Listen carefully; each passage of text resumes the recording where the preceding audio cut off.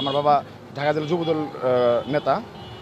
তো আমরা কিছুদিন ধরেই আমাদের ঘাটটা হলো মিলন ঘাট, এই যে কাতলাপুর, এটা হলো ফুটনগর আর আমাদের কাতলাপুর সাভারের একটা যোগাযোগ স্থাপনের একটা মাধ্যম।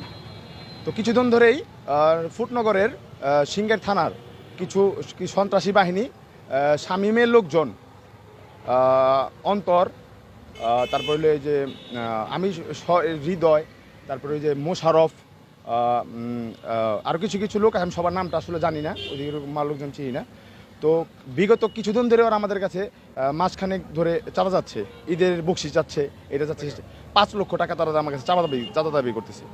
তো আমার বাবা ইত্তেকাফে বসছিল রোজার সময়, আমার আব্বা বলছিল যে তোমাদের পাঞ্জাবি টাঞ্জাবি যা লাগে এগুলো আমি কিনে দিব উপহার হিসাবে, টাকা পয়সা আমি দিতে পারবো না।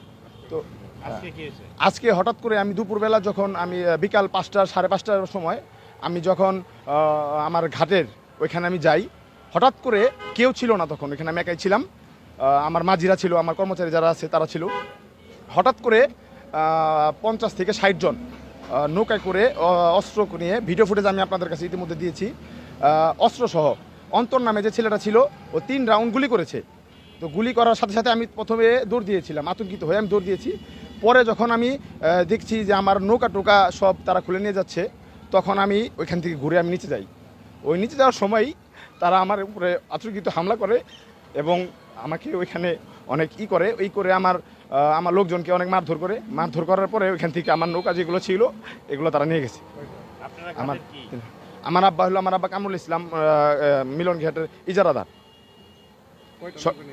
আমার 2টা নৌকা তারা নিয়ে গেছে, আর একটা ছিল, আমি তখন আতঙ্কিত বলছিলাম 3টাই, কিন্তু ওনারা আমার 2টা নৌকা নিয়ে গেছে।